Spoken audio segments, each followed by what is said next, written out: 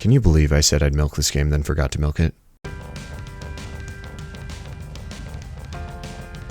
Spooky's Jumpscare Mansion is a game from the mid-2010s, featuring unique characters, a funny sense of humor, and death-defying jumpscares. After the game's release, it was soon followed by an endless mode. An endless mode for psychopaths that have such horrible Stockholm Syndrome that they unironically find going through doors after doors after doors fun. This endless mode brought more of the same. New specimens, new threats, and most importantly, the chance to have 3 jellies run you down at once. Following the success of both of which, 2 DLCs were made. The first being Karamari Hospital in 2015, followed by the Dollhouse in 2020. Both of these function as extensions of the game's story, both being much more serious in tone and with a more traditional horror gameplay loop.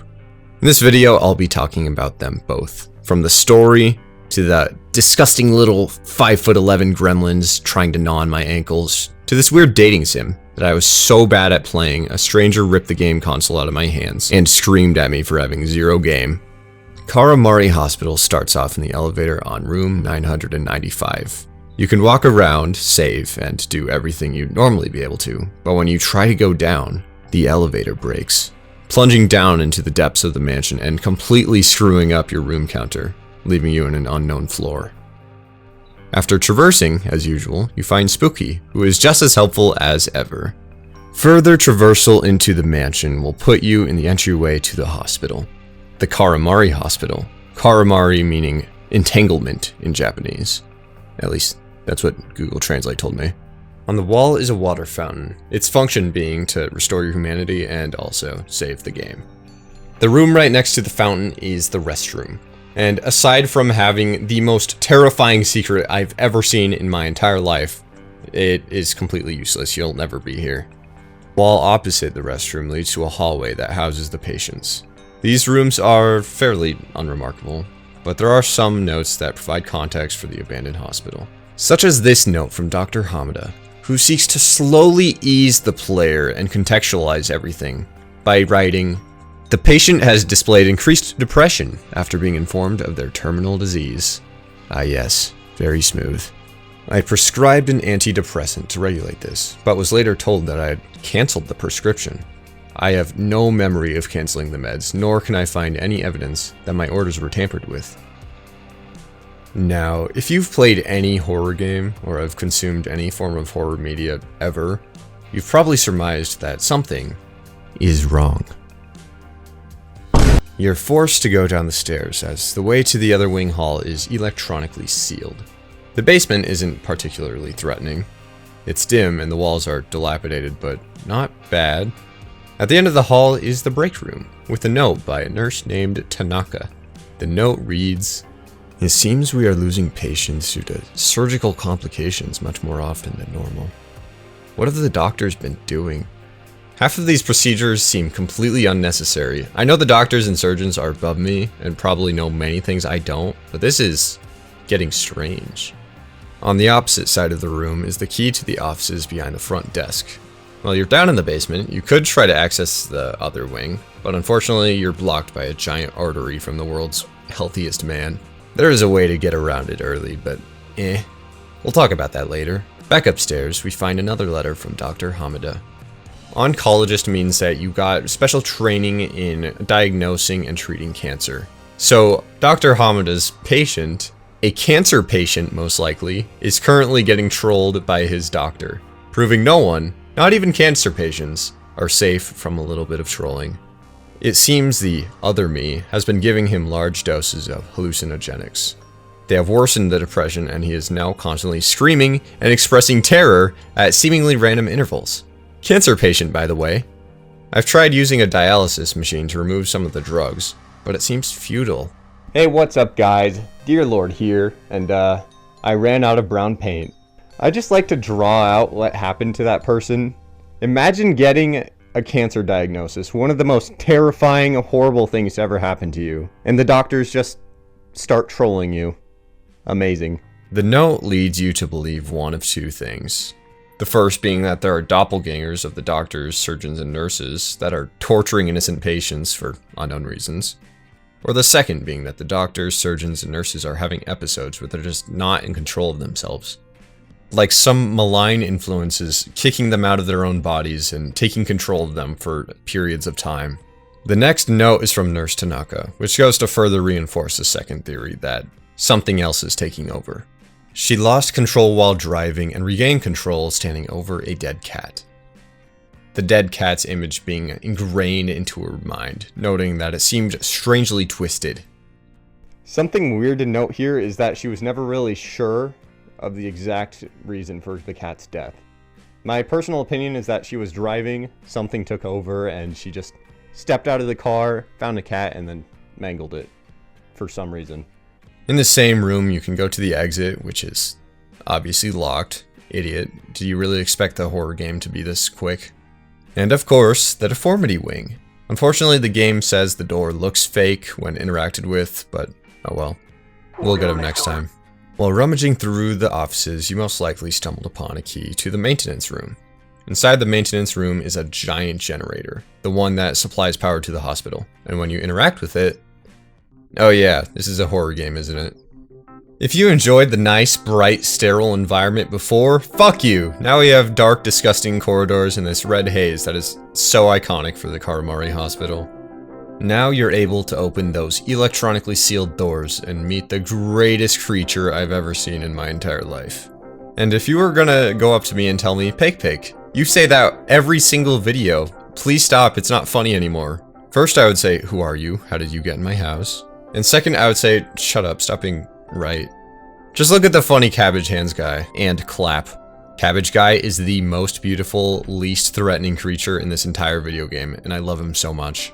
When you first find him, he's just standing there looking down at the ground, probably coping that he killed 42 Gigi Noxes and didn't get a single fearsome maw.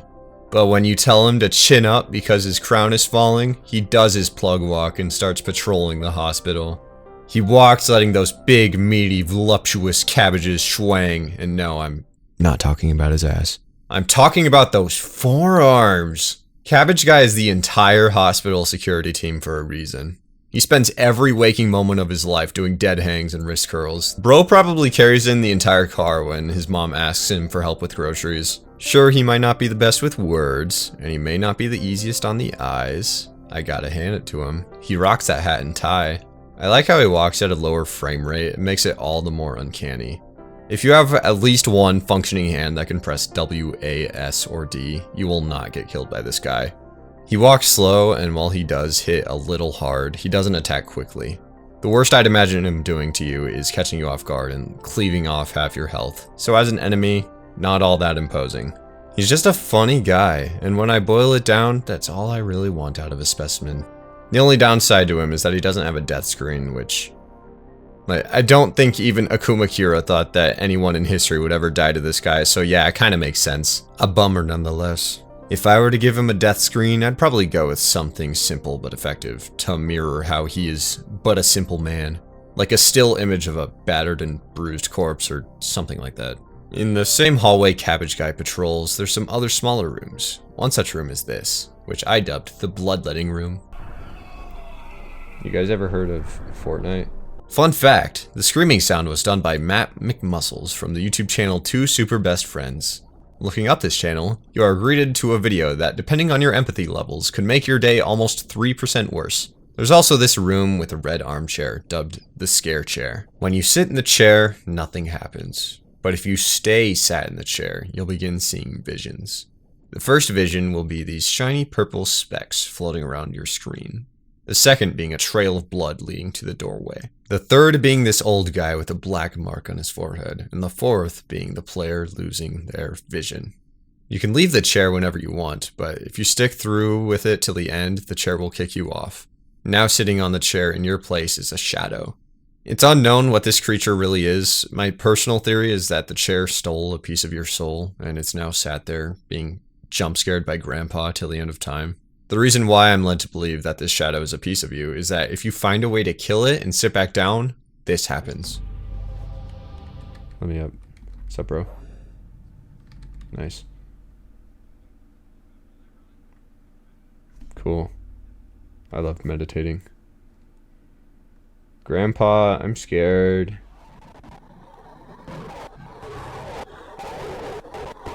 Grandpa. Oh, Grandpa's angry. You spent a night at the pub again. Oh, you awake in a wasteland not meant for you. The ground underneath you screams. The sky above violently pulls on you, and the air around you presses you down, trying to worm its way in. There's an eyeball on the ground. What does it mean? I have absolutely no idea. The best I can speculate for it is the wasteland not being meant for you could mirror how your shadow was stolen from you and is now tied to the chair, and upon killing the shadow, a piece of you that you can't physically exist without is destroyed, meaning you fail to exist as well. Or this is the game's way of making you feel bad for killing a dude that's done absolutely nothing wrong. That's the more likely answer. Across from the scare chair room is a room with a bloodied bed, as well as a note from Dr. Kanagawa, the hematologist. A hematologist is someone who specializes in disease of the blood, i.e. anemia, leukemia, infection, and hemophilia. Can I get a hematologist in the comments to please explain to me in medical terminology what the fuck is happening in the bloodletting room from earlier? The patient did not recover from the blood loss. I feel like there's a monster inside my head and it's pushing me away while it works on something. I woke up in the patient's room standing over him, while an arterial catheter was in the patient, letting him just bleed out on the floor. This note confirms that the doctors here are under partial control of a malign influence. The only question now is, what? One tasty liver later, and it's time for the second wing stairs. The basement here puts you on the other side of the giant hallway growth. Going into the morgue to the right, you can see a sinister report from Nurse Tanaka, as well as a gallon of acid. Before dissolving that artery, just know that the Cabbage Guy's life is connected to that growth. I didn't know this, so when I found it out, I was heartbroken. On the morgue to the left, you'll find a precious medallion, though upon its acquisition, something sinister happens. Your screen flashes and all the body bags disappear without a trace. If you go back to the flashes, you can see a pretty terrifying picture of a corpse peeking out through its body bag, as well as two different phrases. The first being, "Why did you leave your soul behind?"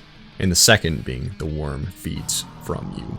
The second phrase could mean that the same worm that once infected the hospital staff has now found you. The first phrase could have something to do with the room you're just about to get into. Whatever the case, whatever this creature is, it's a possible suspect for the decay of the hospital. When you exit the morgue, instead of going back out into the hallway you entered in from, instead you're taken to a straight path, the same body bags that disappeared now lining the walls.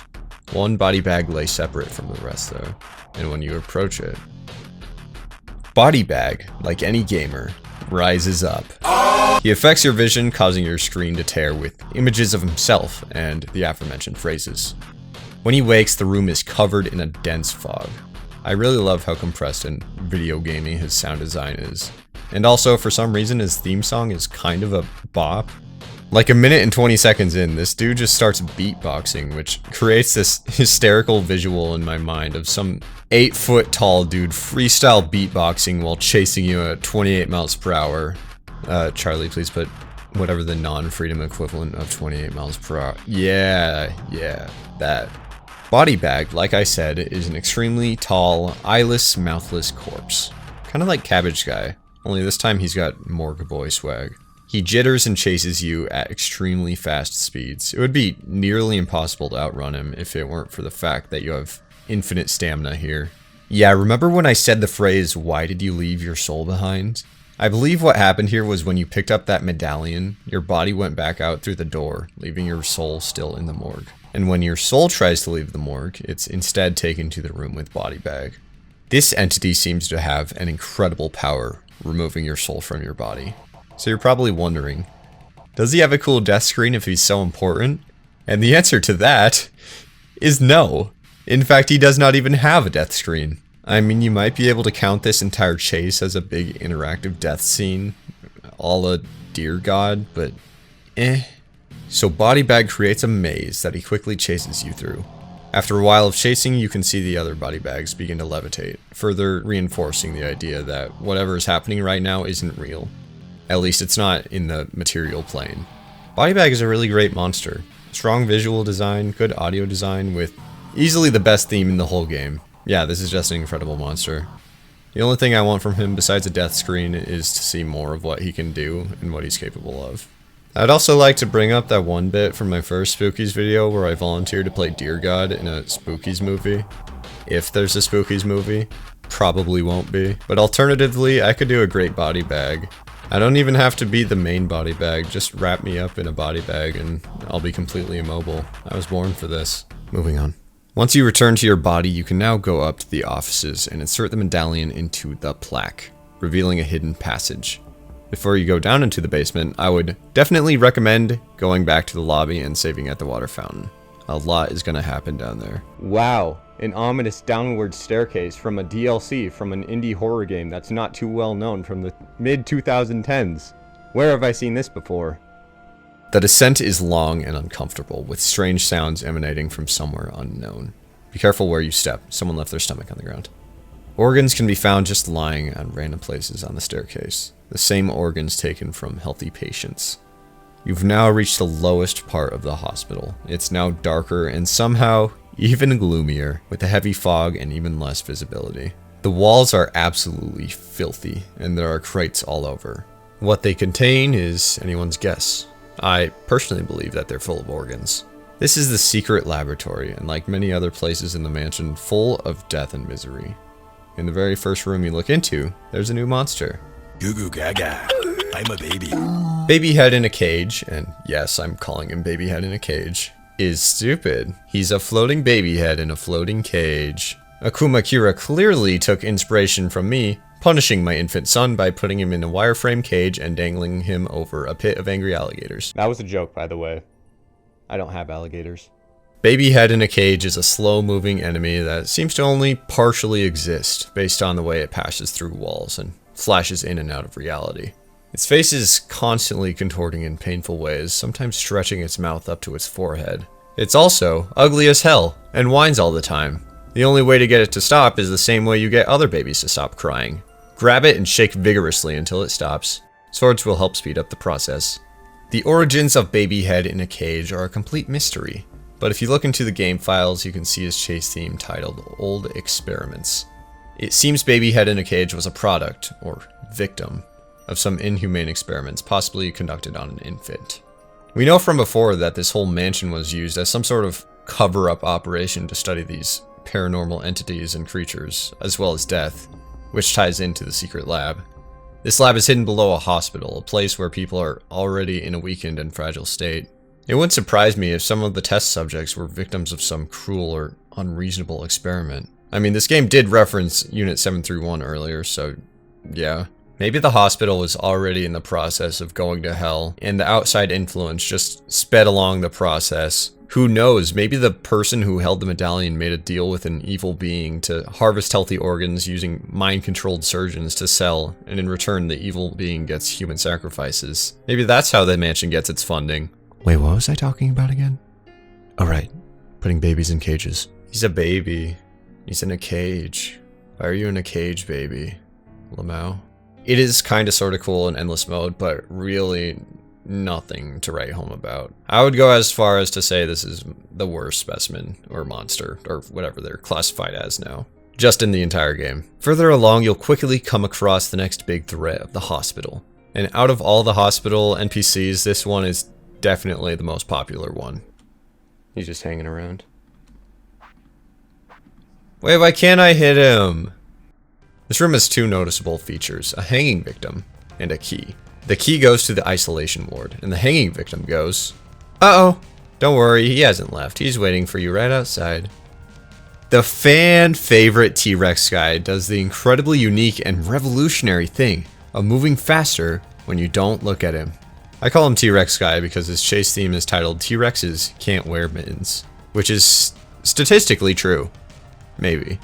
Speaking of his theme, I adore it because it starts off with him roaring. Truly one of the Monster Hunter references of all time.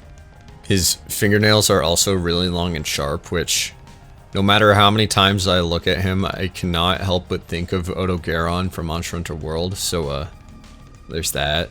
As previously mentioned, T-Rex Guy is fast when not being observed, but he still can move if you are looking at him, making him at least 4% more threatening if you experience total muscular paralysis at the sight of a man that hates worms. This is clearly the hanging victim from earlier. Same exact body shape, wearing a hospital gown indicating he was previously a patient. This could even be the patient Dr. Hamada was referring to. the one being deprived of antidepressants and instead given copious amounts of hallucinogenics. There is a strong tinge of starvation to this monster, with its wiry frame, gaping maw, and hunger being the focal point of its death scene. This patient was diagnosed with something horrible enough on its own, but he had to endure days to months of cruel tests, experiments, maybe even having some of his organs removed. Autophagia is mentioned in the wiki, autophagia being the consumption of one's own body. Minor cases have individuals gnawing on their fingernails, while major cases involve mutilation of your own body. This individual was not taken care of during his time at the hospital. His fingernails are long and unkept. His fingers are dirty and infected, probably from his chewing on them. His head is wrapped up in dirty bandages, probably because he ate his own facial features, like his lips or ears, before eventually, after all the pain, all the hunger, all the insanity, he ended it all himself. But still, he's forced to stay alive. After everything he's been put through, after all the suffering, something just won't let him die. An unseen, twisted entity is forcing this man to go through hell on earth. Even death is not an escape for him. Of course, whatever emotion, whatever humanity left in him is long since gone. Now he doesn't feel anything besides the will to eat, in a vain attempt to curb his hunger. Happiest Burger King regular right here. Now, if none of that was upsetting enough, then we get to the death screen. Dark worms scream inside my brain, begging me to eat again. Hearts and blood and bile and soil I must consume to end turmoil. He literally cannot even fathom a thought besides the target of his next meal. Truly the third Monster Hunter reference of all time. But I think the saddest part about any of this is that he thinks that as soon as he does get his next meal, it'll finally end. In the background, you can see flashing imagery. This imagery ranges from unhinged thoughts like, "What do you think you're looking for?" and "I must consume," to a suicide note, to a family.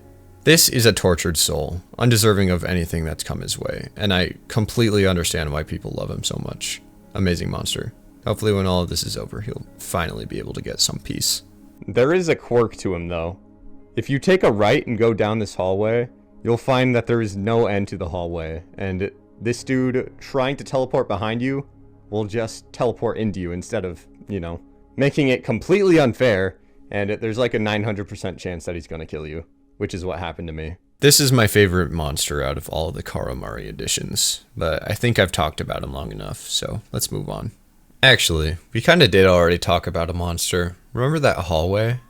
Yeah, this hallway is a monster. Yes, this is Monster 6. Yes, we skipped Monster 5. Rebecca Black is a one-off, easy-to-avoid specimen as long as you don't go down this endless hallway. See that white pixel at the end of the hallway? That's an angry white woman. Your character is so socially anxious, the mere concept of being touched by someone of the opposite sex will cause a lethal allergic reaction, killing you in seconds. Oh my god, he just like me for real. Her death screen is just this. Don't get up before Saturday. Lol. Lamau. This makes me nose exhale. Most people will do their entire run without ever encountering her, but not me. I tried charging at her with a sword and died anyways. Ah! Who are you? Stay back! Mom warned me about girls like you! It was at this moment. We aren't done with Rebecca Black, though. No. In Spooky's Endless Mode, she is the cheapest, lamest, most annoying specimen to chase you. You know what she does? Whenever you enter a room, Becca has a chance to appear at the exit door and will chase you from the door.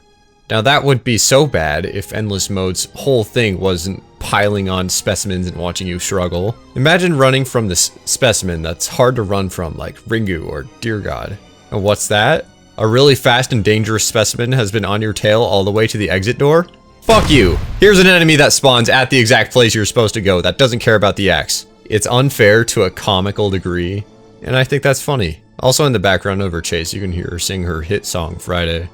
So, that's cool. Elsewhere in the secret lab is a game console, the function of which is to play a game in a game dating sim, where you are a complete degenerate creep to this poor woman. Aside from having a font that takes 5 separate playthroughs to get used to, Sunshine Academy is a cute little adventure. You are a transfer student at a new school. The goal of the game is to woo Milady. At least that was what I first thought, but then she started dissolving right in front of me. Pake, you should tap that. Fuck no. You can tell things are terribly, horribly wrong at the end of the second day when she asks if you live on the same road as her, and you're not given any really good responses. There is no way in hell that your character did not just follow this poor girl home. But don't worry, the next dialogue options are much easier. You only have to choose between literal sexual harassment and being a morbid freak. You don't get to hear her response. The game takes you straight to day 3. Day 3, you get to have a turn as the conversational one, but somehow your options are even worse than yesterday. Eventually you get to an unknown day where she just sounds off while fading away. She never really stops talking, so you just kind of leave. Sorry, babe. I'm busy. I'm late for my 3-hour session of scrolling through Patrick Bateman TikToks. God, I fucking hate my life. So yeah, Sunshine Academy, the game that lets you play as a stalker, a pervert, and a murderer. True Sigma grind set, ladies and gents. Replaying the game, things will change. You may faintly recognize you, believing you've met sometime before, either in this life or another. The second day, she starts feeling uncomfortable, stating how she doesn't feel so well. This time, when you follow her home, you are a lot less subtle about it. When she questions you after telling her you live in her house, it gets even worse. When she dies this time, a lot of the player's dialogue seems weirdly angry at her for something, blaming her for drinking all the tasty blue liquid mom keeps under the kitchen sink. Replaying the game a few more times though, you'll get a completely new story. This time you have the opportunity to get a new ending. By being as creepy and morbid as humanly possible, you can make this girl so ridiculously uncomfortable. She goes to the school principal for safety on the evening of your second day, so you don't have the opportunity to follow her home and do whatever led to this. She reports your unsavory behavior to the principal, thereby expelling you, transferring you back to America, saving you May from whatever you had planned. Now, I never play dating sims, ever, but I find it funny that the good ending is you being such a degenerate creep that she sends you straight back to America. Once you grab the isolation ward key and escape T-Rex guy, you're now free to leave the secret lab, and never look back again. If there's one thing to remember this DLC from, it would definitely be the secret lab. The lore of Spookies is tragic, and the secret lab perfectly exemplifies this.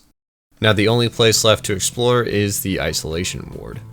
The isolation ward for a hospital is used to separate patients from other patients, usually to prevent the spread of infectious diseases or brain rot Monster Hunter takes on X.com. The isolation ward are 4 individual rooms.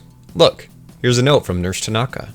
It wasn't me, I swear it wasn't. It may have been my body and my hands, but I know it wasn't me. Yep, she's lost it. Another room is spattered in fresh blood, and weirdly it looks like the closet was painted on. The paint now faded. Nurse Tanaka left one final blood-soaked note. I found out how to stop them. You can see they're in my head and can control me for a time, but if I keep using the radiology machine to dose my head with radiation, then they go away for a while. I personally wouldn't recommend using an x-ray like popping Tylenol, but I'm sure she turned out fine. At the end of the isolation room is the final monster of Karamari Hospital, the epicenter of its decay. You go through a door and enter into the void. The walls are rusty metal bars. You're in a cage. In the distance are loud echoes. You won't immediately see it, but you will soon. The Wikipedia and game files call this thing Ghost Cow, but as a proud Midwestern representative, I know that this is not a cow, but a bull. Look at those horns. By the way, I'm selling corn on the side of the road this weekend. Please come by and buy some. Dinnerbone pulls inspiration from a multitude of sources. His chase is similar to that of the Minotaur story from Greek mythology. In the story, Theseus must escape from a maze inhabited by a minotaur, which resembles a bull. Dinnerbone is definitely the weirdest and most abstract design out of all of them, with a big, beautiful smile, crippled limbs, and well, he's upside down. He's connected to an eye with teeth in it. He's just weird. This monster is like the physical manifestation of bovine spongiform encephalopathy. Whatever's on screen right now, or mad snail disease for short. Mad snail disease is a disease that causes brain deterioration in affected animals. While it's mostly designated to cows and bulls, there is a form of the disease that affects humans. It wreaks havoc on the brain and spinal cord. If you get it, you have roughly 13 months before the disease becomes fatal. There is no known cure. A common sign of a cow with mad cow Mad snail disease is incoordination. Cows have a hard time walking and even standing. The only way to prove for sure if a cow has mad snail disease is to study their brains, as infected cow brains are unnaturally spongy. The parts of cows that aren't sent straight to a Burger King sponsor me, are cooked, dried, and turned into a powder. This powder is then used to make food for cows. If the cow in question eats the protein from a contaminated cow, the disease spreads. Now, what cow-shaped thing do we know about that messes with our mind and also has trouble standing? This stupid 100% beef looking idiot. His death scene continues with his cerebral theme. Your fear allows me to enter your mind.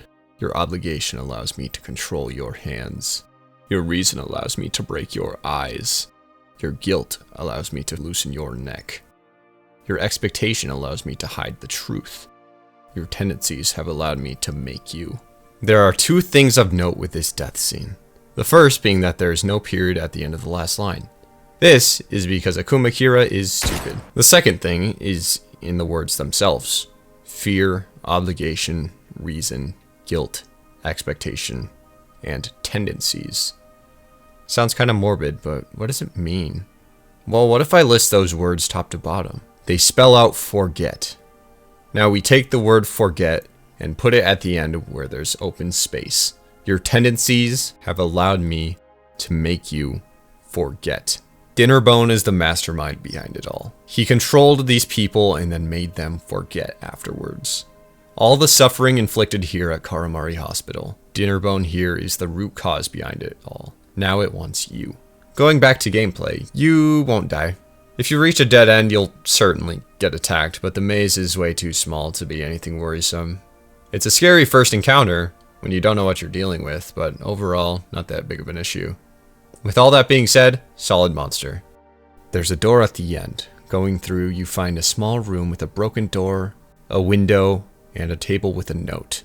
The background music becomes sad, just like that ghost girl through the window. The note on the table is important. I'm so sorry, my little angel. I've tried hating the man that took you from us, but in the end, the only person I can hate is myself. You always like to scare people, especially when they didn't understand something. I was confounded, no one understood your costume, but I guess people don't read Poe anymore. Even with the new Price film. That man clearly overreacted to your fireworks, but we can only blame a PTSD sufferer so much.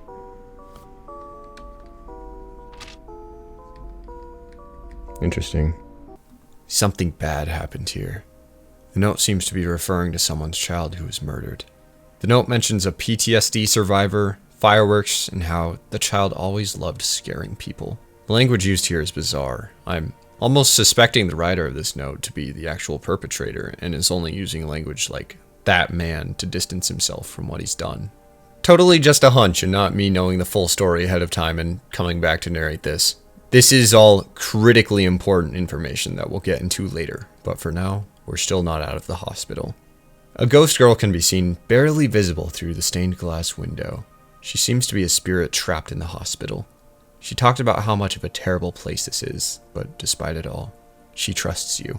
You aren't like the others. You aren't pure evil like Dinnerbone. You aren't vicious like the T-Rex guy. And most importantly, you aren't a stupid fucking floating baby head in a cage. It's too late for her, but it's not too late for you. You need to get out of here. Once you leave her room, you're taken straight back out to the isolation ward, proving that the entire thing with Dinnerbone was all in the head. You are not allowed back into the room after you leave. You can now freely access all of the hospital, but since you have the keys to the exit, you might as well. Wait a second. Remember the door that the protagonist said looked fake despite looking like a completely normal door? This is the deformity wing, an endless fever dream of disgusting organic hospital rooms, only accessible after your encounter with Dinnerbone, proving that despite not letting him into your head, he still caused some lasting damage. It was originally planned to be a means to bring the sword to Spooky's Endless mode. The sword is a replacement for the axe I will talk about later. Actually, we'll talk about it right now. Boot up New Game Plus, get the key from the break room, go to the offices, look at this painting, ooh, shiny. You now have the sword. Have you ever wanted to play the game but not have to deal with the enemies? Yes? Cool, this sword specializes in monster removal. Just look at them and press mouse 1 until they're gone. Don't try this against Rebecca Black. I tried it myself, no one can hurt Rebecca Black. There are some other things unique to New Game Plus, like Toilet Carl. Carl was a big shot salesman that was fired for smuggling centipede eggs and hiding them in the ceiling.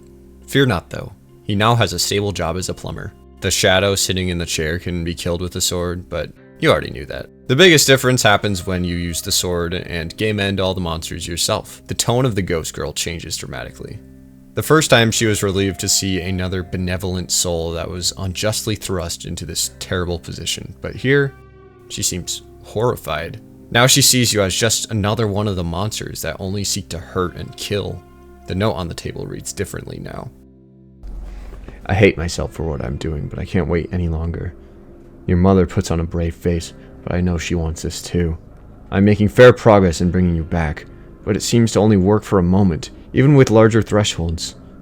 Today, I think I found the answer. A second device is needed to bind the spirit to the earth after it has been brought back. I know this sounds macabre, but I will turn it off, and I will let you return to heaven after your mother and I get to see you again. This second note seems to be coming from a much less emotional place. The writer seems to be more concerned with bringing their lost child back now. It seems whoever this was somehow managed to bring life back from beyond the curtain. But there are some difficulties. They seem to be on the verge of a breakthrough, however, their main goal being to keep whoever was lost tied to the earth long enough to say their farewells, before finally letting them rest. That was Karamari Hospital. It wasn't crucial to the plot, but it does add some much needed depth to the world. My favorite enemy, barring Cabbage Guy, had to be T-Rex Guy.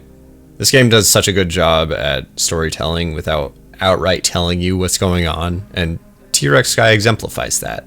If you really want to know what's going on with the specimen, the answers are there, you just have to do a little digging to find them. But that's not it. I know why you really came to this video. You want answers. You want to know the full story. It's not over yet. Welcome to the Dollhouse. The Dollhouse was released October 2nd, 2020, 5 years later. The goal with the DLC being to bring new monsters, more lore, and a satisfying conclusion to yours and Spooky's stories. It starts out similarly to Karamari Hospital, where you're exploring the mansion when suddenly, oh no, content. The air here is heavy with must and mold. Your lungs seem to struggle as you inhale. Your ability to heal is hindered in this place. The new area is much more detailed, with wallpapers, paintings, tables, and these dolls with creepy black tentacles coming out of their eyes. When you come into contact with something in the environment that is to be interacted with, a little hand or an eye will appear. The first thing you'll probably ever come in contact with is this little music box, which functions as your save point. This is the only save point in the entire game, similar to the water fountain in Karamari Hospital, so prepare to return to this area and record your soul frequently. In the next room is a game-changing but crucial feature. This is the doll. The doll is an object that you hold in your right hand. When you hold her, you lose the ability to swing your axe. There is one use for the doll, besides providing emotional support. Just like in real life, if you shake the baby, you will get some health back. Yeah, remember earlier when I said that your ability to heal was hindered here? That's present throughout this entire DLC. On the side of the room opposite the doll, you can pick up a map, which is also new to the DLC. On the dining table is a note that reads, "Congratulations, GL Lab Associate! You have been volunteered for our proud parent program. You have been given a doll, and your duty is to train the soul trapped within. To confine it to the doll, you must keep it in good spirit and give it attention. Many of the beta candidates were children when they died and will likely attach themselves to you without problems. But there may be times when punishment or extraction of spirit energy is necessary. The energy can feel quite replenishing, but please refrain from abuse as it negatively affects the ghost. In the event of Husks rejection or injury, GL Labs is not responsible under any..." Members of GL Labs are selected to act as parental figures to these dolls, the note referring to the dolls as Husks. The souls placed into the dolls were most often children, and as such would quickly grow to depend on whoever they were assigned to. It probably won't take you long to notice the doll occasionally acting on its own, from turning to smile at the player, to covering its face in fear, to crying whenever it sees something that upsets it. It also mentions how you should refrain from abusing it. What that means is that you shouldn't shake it too much or it'll get upset. Now, I don't know what that means. Normally when I shake a baby, they calm down very quick. Okay, this is like the third or fourth time I made that joke, but all in all, seriously, do not shake a baby.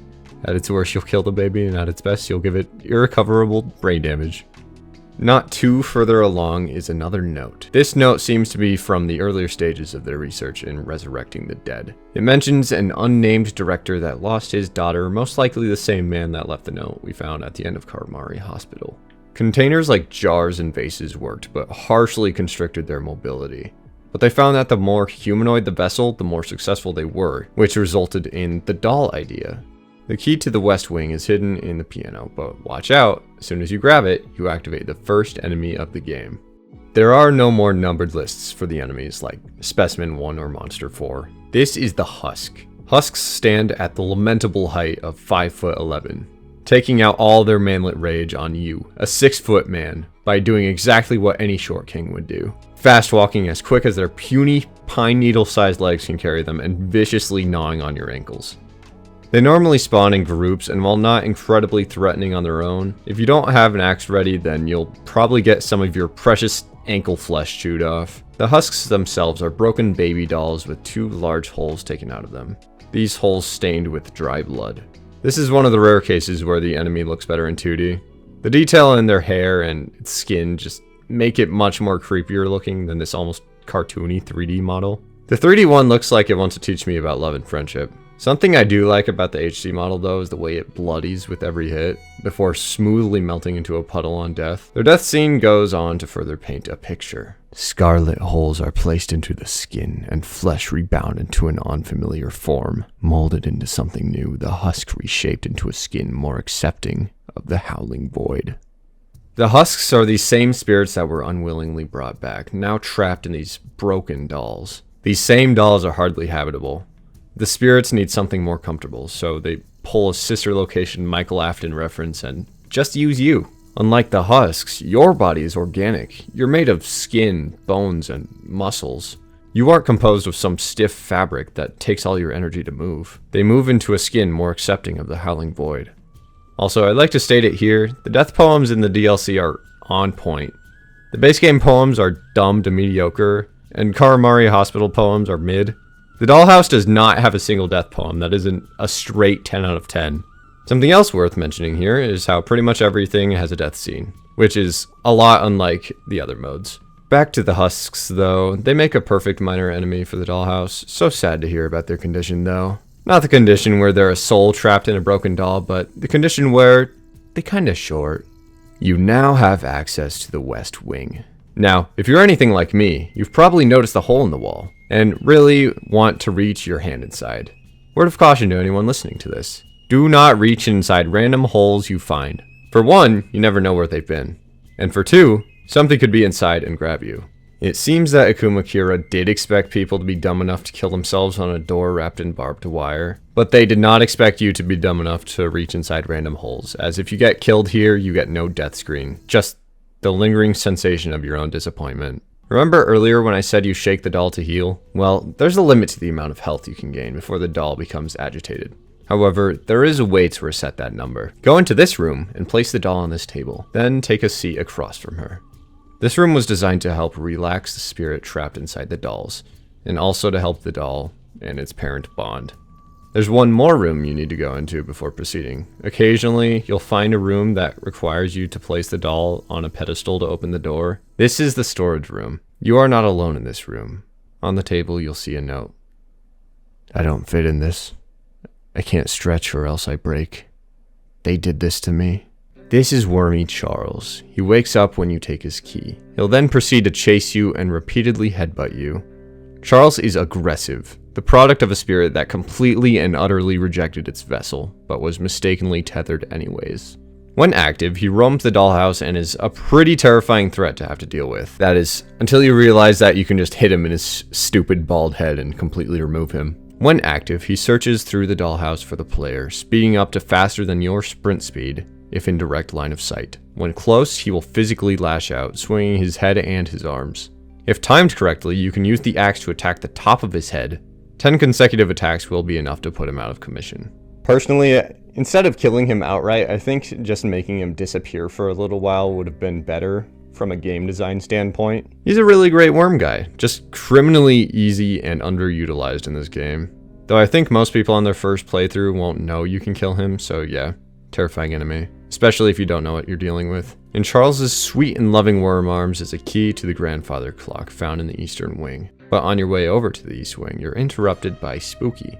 She really doesn't have much to say, which, nothing new. One thing important to note is that whenever Spooky is present, the doll cries. There's something about Spooky that the doll finds deeply upsetting. What's that? The doll isn't crying? Oh yeah, that's because it doesn't do that in the HD renovation. Why doesn't it do that? Well, I have no fucking idea. Just pretend she's crying, okay? Anyways, inside the grandfather clock is a beefy pair of wire cutters that can be used to cut wires. But to get it, you need to set the correct time. Further in, you'll find a room that makes a clicking sound whenever you move. On the table is a note. I was a good girl all day long, but when Dad got home, he was all wrong. So I hid in my room until he was gone, and then I shot him in the face at 5:45. His gun was so shiny, sparkly, and neat, and his face was so mushy, gushy, and squishy. I wanted to shoot more people, but my mom made me sleepy. Now I'm in this weird house with all these weird white coat people, and they won't give me a gun. So a child shot their belligerent alcoholic father and got taken to a psych ward and wanted to shoot other people. So what? Well, it did explicitly state the time of day, and if you played a video game before, you'd know that numbers in a random note that you found will be used for a puzzle elsewhere. But stop for a second. What's that clicking sound? If you look up, you'll see it. That is Clicky, a doll that houses a psychopathic murderer child. One thing to mention is how in the note, a drawing shows the girl seemingly shooting the father in the face, whereas the doll has a large crack right in between its eyes. Probably an act of divine justice. Anyways, the time we have to set is 5:45, just grab those wire cutters and move on. The next place of importance is the garden. At the opposite side of the room is a single gravestone, dating between 1929 to 1968. The dates aren't immediately important, but they will be useful when we paint the full picture later. This is one of the places where the doll is supposed to cry, but here its cheeks only glisten a little bit. My dear Monica, although it was difficult, I respected your wishes and let you rest. I miss you every day. I miss you so much. I'm still going to try to save our daughter. I know it's not what you wanted, but I've already gone too far. She's so close. I just have to find a way to keep her here. I love you. The parallels between this note and the one at the end of Karamari Hospital are extremely strong. It seems that the director was the same man that lost his daughter in the previous note. Now he's lost his wife. His wife seems to have changed her mind, attempting to bring their daughter back. But he's just so close to accomplishing his goal. He just needs a little more time. Now we can explore the rooms around the Great Hall. Yes, that room is the clown room.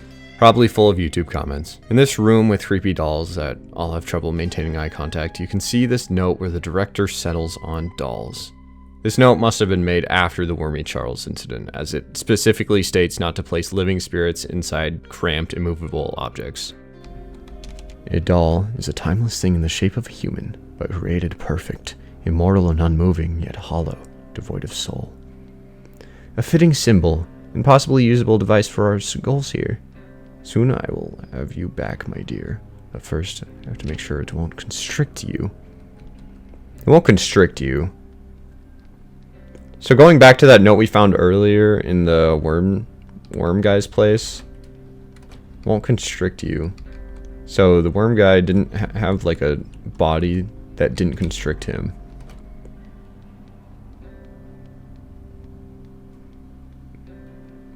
What you looking at? Oh no. Oh my. Stop. Stop. None of that. That is what the wiki refers to as creepy doll.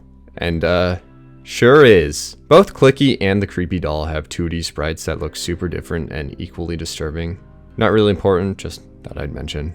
On the table is a pair of doll hands clasped together. To unclasp them, you need the furnace. But before that, why not pay a visit to the clown? Hey, this kind of reminds me of someone. In this room is a clown locked away in gay baby jail. Stood completely stationary until you turn away. in which case he'll teleport closer to you and change poses. Your doll is horrified of this thing and will cover her face in its presence. In the corner of the room is a note talking about how they wanted a way to entertain doll spirits, so they summoned a spirit to help them do this.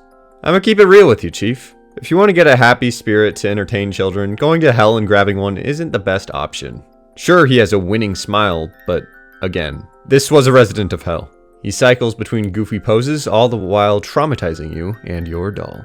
He has the epitome of a dad bod and red spirals in the place of his eyes. When you leave, you get to hear his silky smooth, nicotine addict voice. Upon returning to the room, you'll find that he is actually jacked as fuck and brute forced his way out of the cage. He can reappear elsewhere after he's broken out, but for the life of me, I could not get it to happen, so can't win them all. Just trust me, bro. He also appears in the clown cage at Otto the Otter's room in endless mode. I really doubt that there's a connection between them. I just think Akuma Kira really wanted to find a goofy way to incorporate the clown in endless mode. In the same hall as the clown room, you can find this note that, guys, do you ever get the feeling that this mansion might be haunted? I mean, just look at that painting. That can't be a real painting. It changes if you sit there and stare at it for 5 hours. This ingenious research assistant also invented the word woning, so good for them. Back to the furnace. This is where you melt the doll hands, revealing a key. You can also get a nice, crispy, clean bath using the furnace, even though 9 times out of 10, it will end with your premature cremation. If this is the OG version, and you are a horrible, terrible, unforgivable person, you can also place the baby in the oven and rethink your life choices. Spooky, for the first time in the game's history, does something that's actually helpful. Well, she tries anyway. Now you get to experience what it's like to be Mr. Beast going to a fan meetup. You can also zap yourself to death on the Tesla gate, by the way. Now accessible is GL Labs. With a name like Generic Labs, you can probably guess it is quite important. You even get to play an arcade game called Doug Dug, programmed in poor taste in the honor of Doug that dug out more chunks of the earth for more rooms in the mansion. He's armed with a gun and hunts earth ghosts. Whenever you die in the game calls you names, and I respect the hell out of that. The death screen's message is a reference to the Faith series, having the same font and voice. On the table is by far the most important note yet. After all our research and experimentation, we were looking in the wrong place. The dolls did little but distract us. They could not fill my heart, and they were not suitable for you to inhabit. That is why you did not come back to me. But now I found something else. A relic from the old kingdom era that seals spirits to the earth. Though it originally was used for great evil, I will use it for you. It seems the dolls weren't a suitable means of keeping spirits tethered to the earth, and the workers at Generic Labs have had a breakthrough. An artifact from a different era that was once used for great evil is the new strategy. I cannot imagine how this could go horribly wrong and later lead to some moron urban explorer trying to explore 1,000 rooms, a hospital, and a dollhouse. Hey, at least none of those rooms do that video game thing where the ground breaks beneath you and you fall into an unsafe zone. See, it's funny because exactly that happens. Welcome to the root cellar, one of the most cursed areas in this entire game. Down here, you can meet another one of the most tortured entities. This is the Hooked Doll. We'll be going into depth on her later. Attached to the Hooked Doll is a pinwheel, something you'll need to exit this place. You can rip it off and watch the Hooked Doll flinch. She'll just sit there as you leave, while you're most likely glancing over your shoulders. There are also these black candles, which we'll go into more of later. You can't pick them up yet, but they will be important very soon. As we explore the cellar, we learn more about how poorly the staff treated their dolls, applying pressure on the already confined dolls and justifying it as them being inhuman objects. You'll get lost down in the root cellar as there's no map of this location. Your best bet will be to run around interacting with everything until something works. Normally I would criticize this kind of level design, but when you get down to it, the rooms aren't incredibly complicated, and forcing the player to wander around it is a great way to force players to form a mental map in their mind without hand-holding. Trust me, having a mental map of this place will be extremely useful later. Stumbling around the cellar, eventually you find a sculpture of a woman's naked torso, scars running up and down her back. Hitting it with the axe will give you a vision of the Hooked Doll attacking you. Behind the sculpture is a pinwheel piece. Upon completion, if you go back to where you found the Hooked Doll, you'll find her mysteriously absent. She doesn't pop up behind you or anything, she's just gone. With the pinwheel piece, you can unlock the door. Behind this door is a desk, on top of which is the most valuable item in the game, The GL Labs keycard. Everything is accessible to you now. Now that you've escaped the root cellar and hopefully never return, you can return to GL Labs and the doll who lay there, scared on the floor. It seems like it's grown so attached to you that it experienced separation anxiety. And when you fell through the floor earlier, it tried to come get you, falling because it's a stupid little doll. Also, hey look, Clicky's back! Curiously, in the same exact room as this terrifying stalking doll, is a note from a random GL Labs employee, terrified for their life. Also, this happened. That was Frenzy, a rare encounter that has the chance to appear in 3 different rooms of the Dollhouse. I don't really have a lot of footage of Frenzy to work with here, so I hope you don't mind if I just replay that 2-second clip in the background as I explain things. Frenzy is a terrifying being with a terrifying scream. She attacks by randomly appearing from a wall and frantically rushes the player with a knife, as any proud London resident would. God bless the British populace. Hopefully, we can find a cure soon.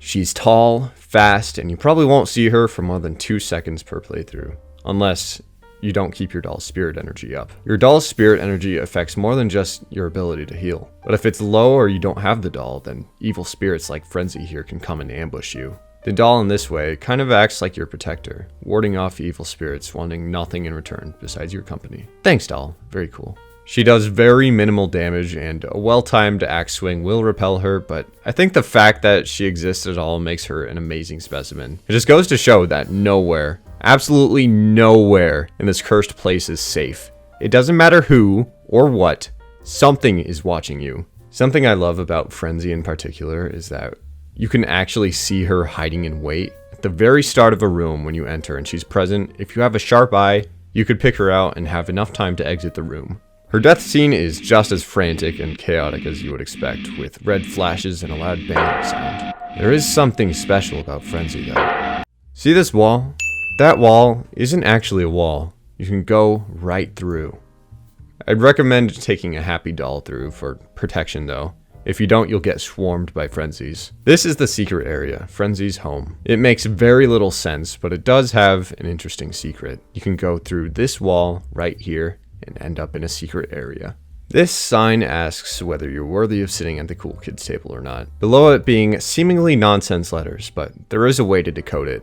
This is what's called Caesar's cipher, which is a type of substitution cipher, substituting every individual letter with another letter the same distance away in the alphabet. A left shift of 3 will change D to A and A to X, and so on and so forth. If you shift them to the right 3 times, the cipher in the game translates to "Into the sea, you and me. All these years and no one heard." Typing this in, you're greeted with Frenzy's death scene and the text replaced. Pillars of molten twisting flesh arose from the ground like an ant nest that was boiling from the inside. Lightning screamed through the sky but did not dissipate and instead left black marbled scars across the horizon. The air grew heavier and heavier until it too became solid mass that writhed beneath your feet. You held your breath. You did not trust your eyes. You did not trust yourself.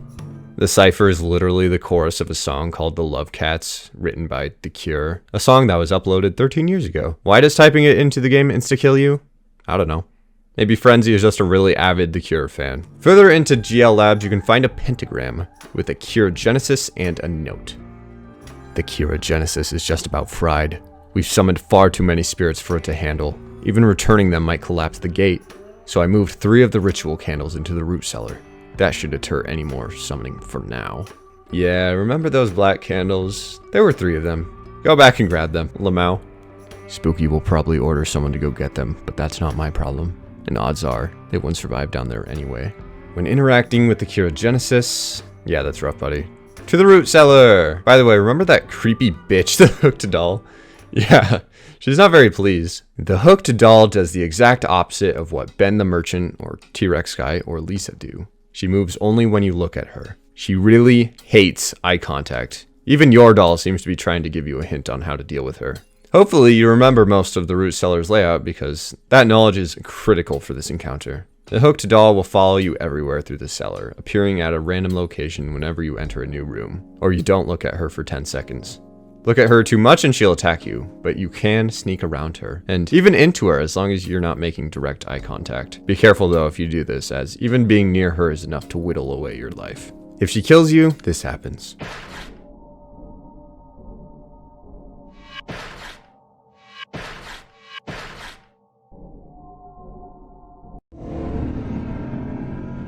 The text that flashes on screen reads, "A wicked, nasty child was thrown into a pit. No food, light, or water was ever given to it. Punishment was dealt without mercy or hesitation, as if justified by faith or ownership from creation. It was no righteous act, it was hellish demon sent. Eventually all will find out, in eternal torment." And then 3 sharp rusted hooks are thrown at your face. How quaint.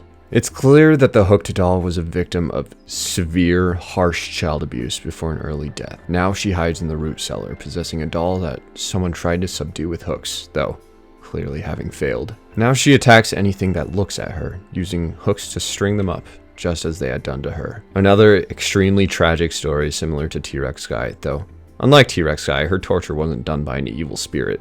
It was done by humans.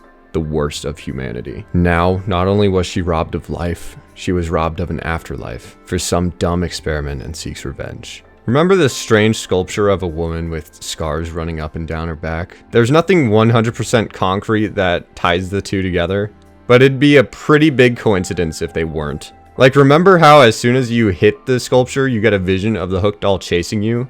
That has to be at least indicative of the same punishment that was given her. You know, the one that was given without mercy or hesitation. Her design is cool, seeing that silhouette at the edge of your vision is just so horribly good. This is one of the other rare cases where, similar to the Husks, I actually do prefer the 2D sprite. I think it's just the way her head is thrown around whenever she moves.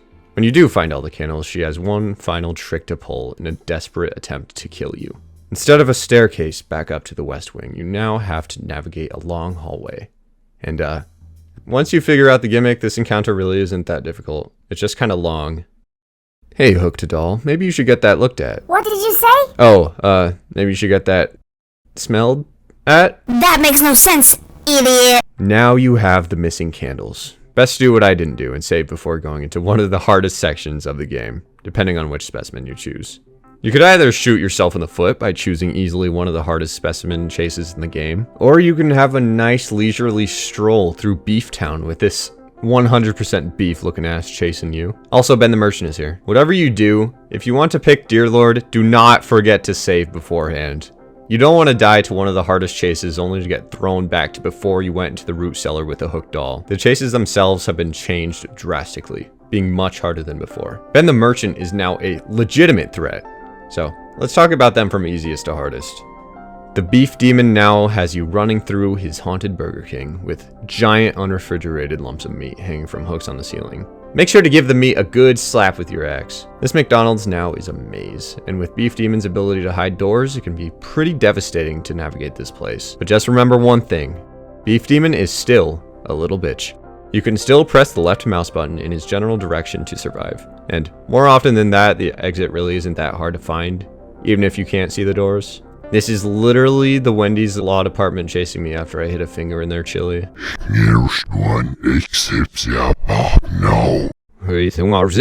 My favorite part of the Beef Demon summon chase is the penultimate room, where you have to run through a large Chick-fil-A and navigate a small fun tunnel. This is no joke when I say my anxiety level spiked when I went into the fun tunnels. You move so much slower and the spaces are so cramped. It was the first time I genuinely felt afraid to be getting chased by the Beef Demon. But soon, after you reach the Hellgate, you send him back. But first, let's talk about the new improved death scene. Originally, it read, "With every bite with bone and skin, the temple groaned and shook again. His dwelling place did I neglect to the end with bad effect." The Dollhouse adding, "To the end with bad effect, my path a single architect. Grease and blood and bone within, a chorus for eternal din." And the binary now translates to "Food feeds the body, words feed the mind." The Beef Demon got a ton of great new additions. He's a pretty cool guy now, but deep down, we all know he will forever be a little bitch. Ben got the biggest glow up that I've ever seen. No, he did not make a giant wooden mech puppeted with strings and conquer the earth Atal style, like I hoped he would. But he was improved from a non-issue to a genuine threat that you have to look out for. The first thing to note here is the lack of healing. In the base game, Ben really wasn't that big of a deal because if you get hit by him, you could just stand still for 5 seconds and be back to full while looking at him, pretty much mitigating all chance for you to die to him, unless you're stupid. The second thing is that if you hit him, he doesn't stay down. He doesn't care about the axe as much anymore. If you hit him, he'll continue his assault, completely negating the strategy of hitting him at the start of the room and running the rest of the way through safely. The third thing being that these rooms are so long and complicated, you're going to have to keep a sharp ear out for his laugh so you know when to spin around and avoid getting your eye stabbed out. Speaking of getting your eye stabbed out, my children drowned, so I took theirs for mine. I sewed them all up with long silver twine. I used my wood drill to bore out their eyes. Speak not, my child, I'll silence your cries. This poem is straight flames. My favorite poem in the entire game, every other mode included. After such a stomach-turning image, this is what I'd expect to see, not "you're a puppet now, Lamau. How does it feel to be a puppet, idiot? You big dummy. You empty-eyed wooden moron. I turned you into a puppet, lol." Like the other one. I also like how it goes and confirms everyone's suspicions that this guy is the merchant that drowned and kidnapped children to turn into puppets. Ben's Hellgate chase does this really great effect of giving you visions of all the people that he's puppified hanging from the ceiling. This will truly be me in 2012. The penultimate room before the Hellgate is now a maze, similar to the room that you originally found him in. Some of the doors lead to dead ends, so be wary of that. Eventually, you will reach the end, and watch as he gets sucked into the portal. With the beef demon, you could just hold down L-shift and win. With Ben, you could hold down L-shift and keep your eyes on him and win.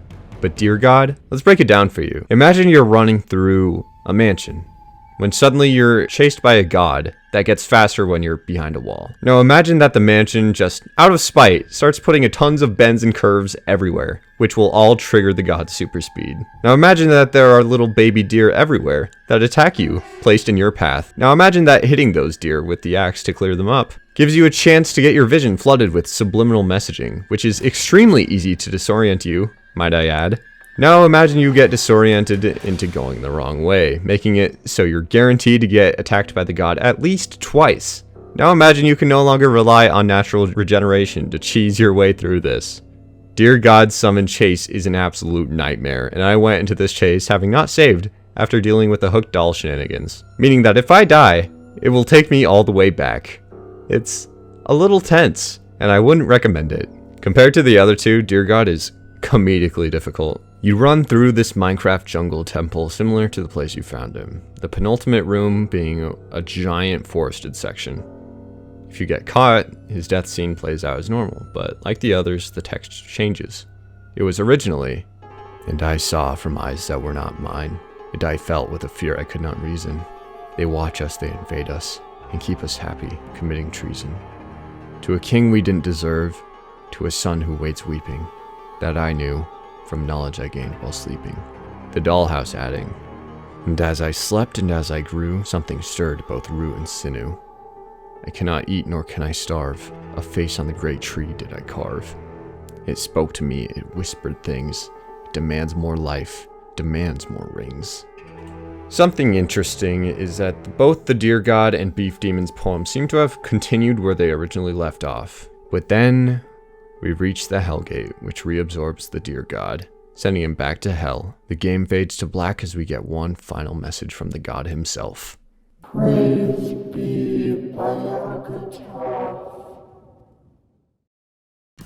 Upon returning any of the 3 aforementioned specimens to the Hellgate, it will shatter, severing the link between hell and the real world, thus causing any demons left over to fade away, as they can no longer stay tethered to the earth.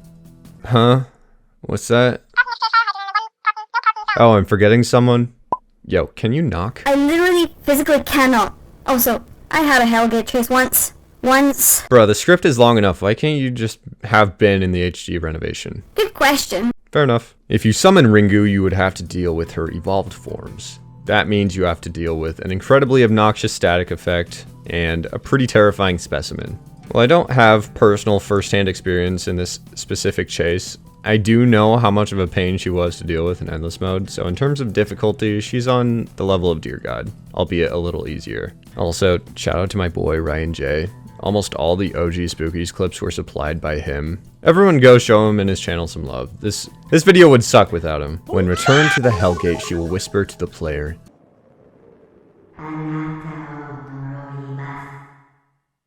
despite knowing she's being sent back to hell, she's so bitter at you that she vows to one day escape and haunt you. What a bitch. And I'd like to make myself believe. Her death screen is now no longer Vor, which everyone on my second channel is convinced I have a thing for some reason. What a neat looking TV. I wonder if the Japanese text is telling me I should enter. The link to hell has been severed. The nightmare is so close to ending, but there's still one loose end left to tie up. At the end of the room is a place called the Seal Chamber. Spooky will be noticeably distraught and your doll will cry. I don't like it here. You should probably just leave.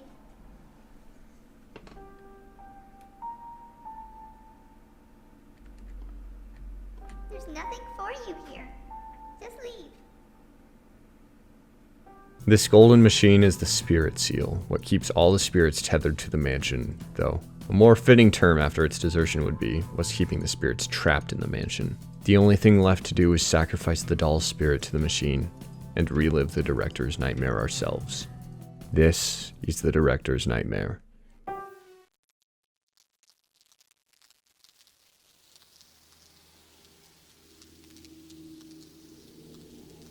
You're in a trench with wooden floors and an alcohol bottle strewn about.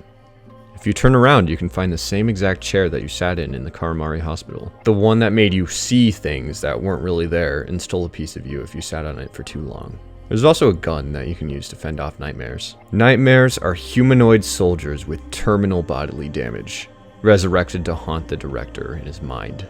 They wear steel military helmets that bear a striking resemblance to the ones Germany used in World War II. Fused to their body is an anti-tank rifle, also used by the Germans in World War II. They have multiple giant holes in their body, most likely due to shrapnel from artillery fire, and their skin looks to be seared off. This was a man that was caught out in the middle of no man's land, with his likeness burned into the director's mind. You use the gun to keep them away from you. They have no ranged attacks despite the gun that they have fused into them, but they will rush you. If they make contact, they will make the screen turn red.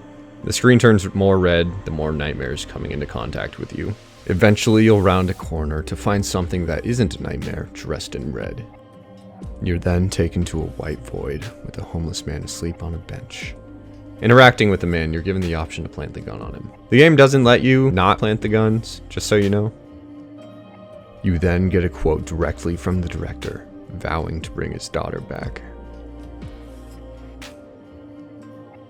The daughter is Spooky, by the way, in case it wasn't obvious. You then return back to the perspective of your character. On the ground beside the seal is the director, Spooky's father. On his corpse is a note. I always wanted to tell you how that night really ended, but I couldn't because you were gone. I need your forgiveness, that's why I wanted you back at any cost. But in the end, I robbed you of both life and unlife. Please go on and be with Monica. I'm sorry. Monica being his wife, or Spooky's mother. The same person whose grave we found in the garden earlier. So now we can start putting all the pieces together. The director was a World War II veteran that suffered from PTSD. On Halloween night in 1964, Spooky went trick-or-treating. 1964 based on the note at the end of Karamari Hospital, where he mentions the Price film in Poe. Spooky's costume being very reminiscent of Mask of the Red Death, which released that same year. We can also get insight into that night thanks to a secret arcade machine in the main game. In this we can see Spooky standing with her dad, a frustrated Spooky with Spooper, some firecrackers and fake blood, an eye with a smoking rifle shell, and a quote from Spooky herself. She just wanted to scare someone, and unfortunately, she succeeded. Her night of trying to scare people wasn't working out how she wished, but she did know one surefire way to get a tremendous scare out of someone.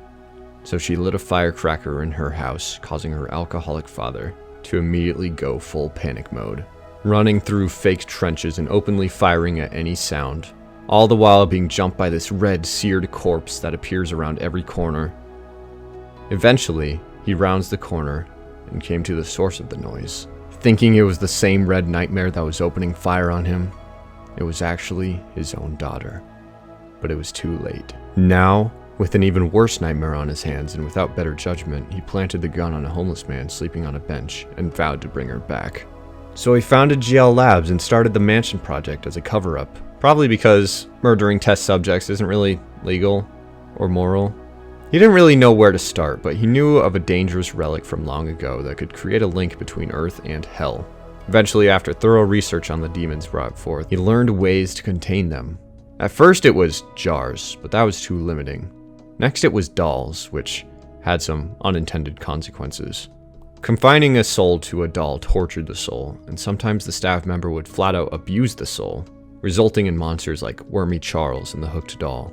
A human body made of flesh and bone is so much more preferable to fabric, so some dolls would become husks and try to steal their tenants' bodies. The director saw that the doll idea, while clever at first, had disastrous consequences, so he shifted his focus to something else. But in 1968 his wife had died, and he was losing faith. Now his only goal being to meet his daughter, just long enough so that he could say he's sorry. He would create a new machine, something emulating the Hellgate that would completely tether a soul to the mansion. He needed more room, so he hired a man named Doug in 1986 to dig out more space for the mansion, giving him a gun because with the Hellgate in such close proximity, there were demons down below. The director created the Spirit Seal, a device that has the power to bring back the dead, but at a heavy cost. At the later half of the project's life, things were going wrong. Specimens, most notably Specimen 9, managed to break containment and his staff were wearing thin. The hospital, part of the mansion, was taken over by this bovine piece of shit. Now tired of the suffering he's inflicted and the pain he's caused, he wrote a letter of apology to Spooky. He activated the seal and now lives an eternal nightmare, just so Spooky could return and read the note. A note from earlier mentions how much power Spooky would have over the mansion, and that note was right. She could move rooms, make it infinite, and also exercise her massive ego by hogging all the high scores on her arcades. She's like a goddess here, but all she really wants to do is scare people. So she challenges urban explorers to go through 1,000 rooms, placing little cardboard cutouts to ease them into it, before piling on real, legitimate threats later. But she can never leave. She was robbed of both life and unlife, and now she's been trapped by her own father, who, ironically, always wanted what's best for her. And now you're here. You destroyed the gate to hell, you ended the father's nightmare, and soon you'll free Spooky, and all the spirits trapped wandering an endless maze. All probably trying to get Terziak for a stupid video. God, that was so annoying. Now, there are some things I'm still confused about, like how did an alcoholic father manage to scrounge up enough money to make all this? When exactly does the protagonist explore the mansion? At what year? How were specimens like Ben or Ringu from the Hellgate if their cat DOS entries state that they were found elsewhere? And also, whose spirit is trapped in your doll? As far as I'm aware, there is no real answer to this. Maybe Spooky's dad's dad had an emerald mine he doesn't tell anyone about. My personal headcanon is that he harvests patients' organs in the Karamari Hospital and sells them. Did you know a liver is worth $557,000? Maybe it takes place in year 2734, or August 11th, 2036, a day before the other event. My personal theory is that Ben and Ringu really did come from hell, but they weren't in hell at some point. Like, they exorcised Ringu and banished her to hell, but GL Labs later brought her back and researched her origin after the fact. The doll spirit is the question that really burns me the most. At first I thought it was Spooky, but there is absolutely zero indication that it is, and well, the obvious being that Spooky can be in the same room as the doll. But they're clearly connected. The doll cries whenever it sees Spooky or Monica's grave. So there's something there. Unfortunately, that's one answer that I just don't have. What happens to the spirit when we sacrifice it? Did we just throw it into the spirit seal to infinitely relive the father's nightmare? If so, that's kind of hilarious and terrible. Well, I say infinitely as if 30 seconds later, we aren't running for our lives because the entire mansion is going to explode. As a countermeasure to make sure none of this is discovered, or to eventually free the trapped souls, deactivating the spirit seal will set off a giant bomb at the core of the mansion. You have 35 seconds to escape, or else you'll be blown to hell. Or heaven, based on what you did prior to this. You have to sprint to the escape tram, giving Spooper a good smack for old time's sake. And then, it's over. With the seal broken, the spirits trapped inside the mansion can now go on. And with the Hellgate shut, the terrors that seep through begin to fade away. Spooky has moved on and rests with her parents now. Somehow, despite all the horror within the mansion, you brought peace to it all. Congrats! You got the good ending. This video's been long enough, so let's speed run through the endings. The bad ending is when you don't return a specimen to the Hellgate, leaving the Hellgate open. If you leave the Hellgate open when the bomb goes off, you'll unleash literal hell on Earth and get the achievement Demons Walk Among Us. Yo, Among Us! The crispy ending is when you stub your toe and don't make it to the escape tram in time for some reason. Bro, the L-shift key is right there, stupid. The taken ending is when you're a little bitch that doesn't want to tie up loose ends, and the taker calls you out for being a little bitch. The taken ending is the only ending where you don't quickscope your daughter. And the good ending when you do a no-scope your daughter speedrun and leave, having brought a specimen back to the Hellgate, shattering it so that way it can never be used ever again. Spooky, her father, T-Rex guy, and Carl the toilet man can all rest. Good job, you earned a medal. Ah, made it to the end. I will never eat at Burger King for the rest of my life. Kat, do you have any thoughts? No, I am busy being one with the universe. Right. Hey, what happened to your evil half? What the epic Earthbound Terraria Amori reference? I just uninstalled those games and it's gone forever. Mental illness does not exist anymore. Cool. So, what now? Wanna go get a Whopper? Yeah, sure.